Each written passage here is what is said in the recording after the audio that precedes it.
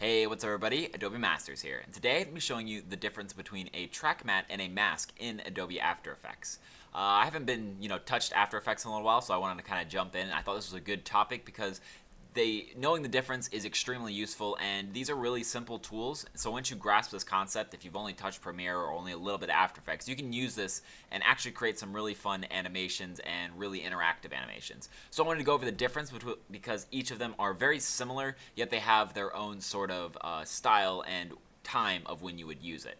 So let's get started. What I have here is I have just a text, basically just a text layer, and it's being animated across the bottom of the screen like this. All I did was just create a position marker, go over, and then move the marker over. Nothing special going on here. So what is a track matte and what is a mask? A mask is something that's going to be applied to our text layer, and then a track matte is going to be something that we can apply to the composition itself, and that will allow us to have certain elements like the text interact with a stationary object. It'll make a little bit more sense when we get into it. Let's jump into masks first. So a mask is something that it's going to cut or reveal a part of this text in a relative position. So what that means is if I click on this button right here, which creates a mask with a rectangle, this one creates one with a pin, make sure we're selected on this. Now when I drag it, you'll see that it's in reveal mode. If I invert it, it's in cut mode. And basically what this is doing is it is just creating a cut out of the layer that I have selected. And you'll see the most important part of this is it travels with the layer. So this mask, if I scale it up, you'll notice that it travels with it as well. If I rotate it, whoops, that just like so, it travels with it like that. It's all relative to the positioning. So this is good if you want to apply a mask that is relative to movement, scale, rotation, and anything like that. So for example, let's say we wanted this to move over and we want it to reveal, but sort of over time. What we could do is we could actually go into the mask right here, mask path, and start it over here, and then let's move over to here, and maybe we want it to, whoops, let's click on the mask here, and let's drag it to this side or something like that. You'll see that it creates this interesting effect because not only is the mask moving, the mask is also moving relative to the position of the text right here. So, like I said, it's relative to the text. It'll move with the text. It has all of the text features. Now, this is neat to use, but a lot of times you want it to actually interact with the environment behind it, and you don't want to have to reverse track. So, for example, if we wanted it to stay right here, this mask, so it just went black through here, we would have to start it right here, and then move it forward, and then try to drag it back to where it started. So we'd have to try to click it and drag it back to where it started, move it around, and kind of maybe draw some guides or something in there. It's a little bit of a tedious process. So instead, what we can do is if we go all the way back and remove that mask, we can create something called a track matte. And a track matte is going to allow us to add an element to the composition that this is going to interact with, and this element is going to stay stationary. So we can move things into it, out of it, and we don't have to touch it anymore. So let's say we wanted a line right here. So I'm just grabbing the pen tool, making sure I'm not selecting any of the layers here, so it'll create a shape. If I click here and I click down here, we have a line going, and I have a little bit of a 2 pixel purple stroke going, and so you can see the line right there. Now I'm going to click on this back up here again, the rectangle tool, and then we're just going to click on this and drag a rectangle on the other side.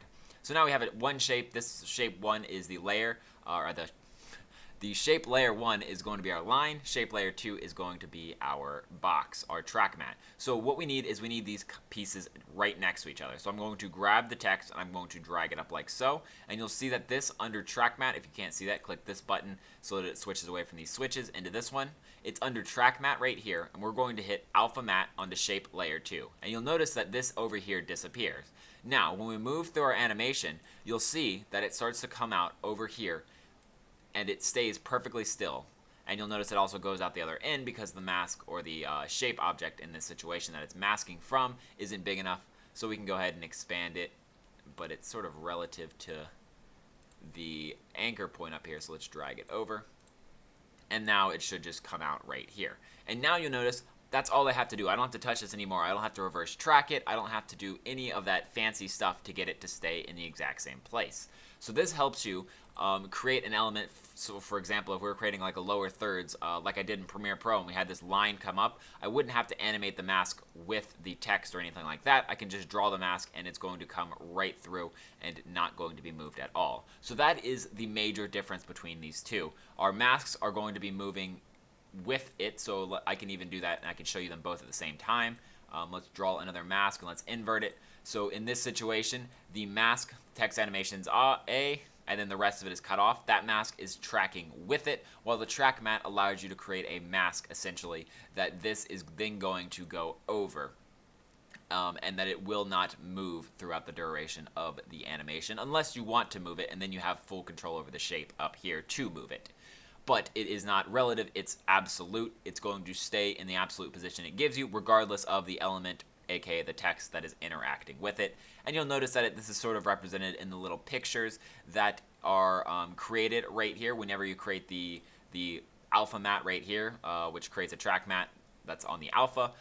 It'll see this, it looks like a little cutout, sort of like Photoshop does whenever you create a mask as well. So you can see that sort of represented right here. And remember that order in this situation is important. If I drag this beneath this one, it's going to track matte on the top. But that is basically it on this tutorial. I just kind of wanted to go over the differences between these two because I've seen it in a couple forums, some people asking what the difference is when you might use one over the other. So I thought it'd be a neat tutorial and just sort of really easy tools to learn right now. Like I said, if you haven't touched any of this, you can kind of jump in here and now make some pretty neat animations with your text or anything like that.